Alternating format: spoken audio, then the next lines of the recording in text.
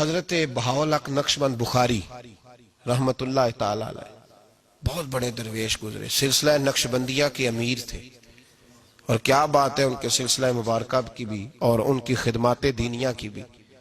آپ فرماتے ہیں کہ میرے دل میں تڑپ پیدا ہوئی کہ میں کسی شیخ کی نوکری کروں، خواہش پیدا ہوئی، تو میں نے حضرت امیر کلال کا تذکرہ سنا۔ بڑے درویش تھے، بڑے راہنما تھے، دور دور تک ان کے تذکرے میں سنتا تھا۔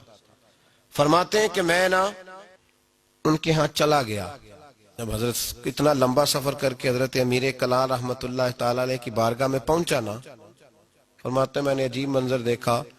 حضرت صاحب جن کی میں نے بڑی تعریفیں سنی تھی، بڑی بات سنی تھی، بلے بلے سنی تھی، جب میں پہنچا تو انہوں نے 4-5 لڑکے ساتھ لگائے ہوئے ہیں اور صاحب کشتی کر رہے، کشتی ہو رہی۔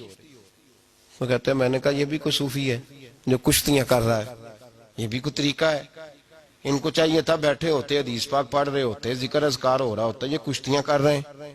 خیر میں نے کہا سفر بڑا لمبا کیا ہے، اب آ گیا ہوں تو چلو رات تو رہنا ہی ہے، کوئی ہوٹل تو ہے نہیں یہاں وقت گزر سکے۔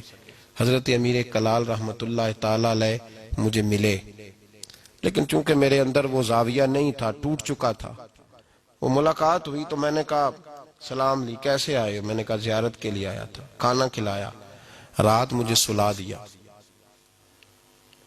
فرماتے صبح رات جب میں سویا تو میں نے عجیب خواب دیکھی کہ میں دلدل میں پھنس گیا ہوں، جتنی باہر نکلنے کی کوشش کرتا ہوں اندر دھستا چلا جاتا ہوں۔ اچانک میری خواب میں حضرت امیر کلال تشریف لائے اور آ کے انہوں نے میرا بازو تھاما، اللہ اکبر کہا اور مجھے باہر نکال دیا۔ فرماتے میں جب اٹھا تو پسینے سے شرابور تھا، حالت میری بڑی عجیب تھی۔ اتنی دیر میں فجر کی اذان ہوئی، نماز پڑھی تو حضرت امیر کلال رحمت اللہ علیہ خود میرے لیے ناشتہ لے کے آئے اور فرماتے ہیں میرے آگے ناشتہ رکھ کے کہنے لگے بیٹے اگر ہم کشتی نہ کرتے تو رات تجھے دلدل سے کیسے نکالتے؟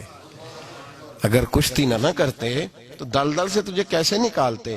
پھر فرمانے لگے یہ کشتی میں لوگوں کو اپنا پہلوان ثابت کرنے کے لیے نہیں کر رہا، مجھے پتا چلا ہے کہ کافر اس علاقے پہ حملہ کرنے والے ہیں، ہم بھی جہاد کی تیاریاں کر رہے ہیں۔ تو یہ جہاد کی تیاریوں کے لیے کام ہو رہا تھا، تو نے پوچھ تو لینا تھا بات کیا ہے، تو نے تھوڑا پوچھ تو لینا تھا، تو تھوڑا سا تفصیلات میں چلا جاتا، کسی سے پوچھ لیتا۔ دیکھیں نا کبھی کبھی میں محبوب کے وہ فرمان دیکھتا ہوں تو دل میرا کھل اٹھتا ہے، جب محبوب نے کہا تھا تیری نظر بھی دائیں بائیں نہیں اٹھنی چاہیے، نظریں جھکا کے رکھنا، جھکا کے، کانوں سے وہ سننا بس جس کی تجھے ضرورت ہے، اور زبان سے محتاط جملے بولنا۔ جب نظر بری چیز دیکھے گی نہیں، کان سنیں گے نہیں تو دل میں وسوسے آئیں گے ہی نہیں۔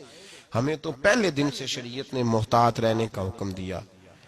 میرے عزیز دوستو، سلسلہ طریقت کے عزیزو، میری آپ سے یہ گزارش ہے، سمجھ لیں ایک نئے سرے سے دوبارہ سبق شروع کر رہا ہوں آپ کے۔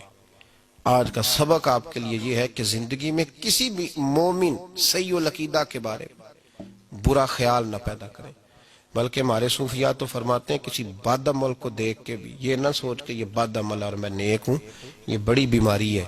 فرماتے ہیں ہو سکتا ہے ایک وقت ایسا ہے تیری توفیق چلی جائے اور اس کو اللہ توبہ کی توفیق دے کے اپنا ولی بنا لے، تو اچھی سوچ رکھ، مثبت رائے قائم کر۔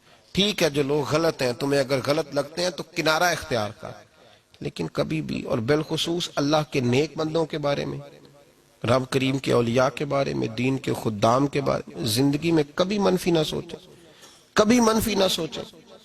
آپ کو پتہ ہے کسی عالم دین کی توہین اس لیے کرنا کہ وہ دین کا عالم ہے، یہ کفر ہے۔ میرے حضرت صاحب ایک جملہ کہا کرتے تھے، ایک شخص نے کہا حضور تہجد کے لیے نہیں اٹھا جاتا، اب تو خیر لوگوں سے فجر کے لیے بھی نہیں نہ اٹھا جاتا، تہجد کے لیے نہیں اٹھا جاتا۔ تو حضرت صاحب فرمانے لگے رات کو اچھی سوچ کے ساتھ سویا کر، اچھی سوچ کے ساتھ سویا کر۔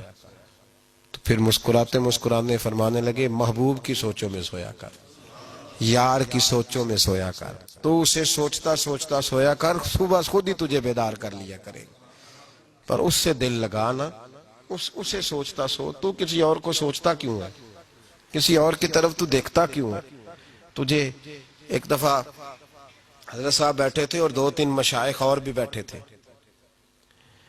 ساتھ ساتھ، تو مجھے ایک دوست نے بعد میں کہا کہ وہ جو تیسرے نمبر پر بزرگ بیٹھے تھے ان کی پگڑی دیکھی تھی؟ میں نے کہا قسم اللہ کی سوائے اسے میں نے دوسرے کسی کو دیکھا ہی نہیں. میں نے دیکھا نہیں, مجھے کیا پتا کسی کی پیلی تھی کہ نیلی تھی, مجھے تو اتنا پتا ہے جسے میں دیکھ رہا تھا.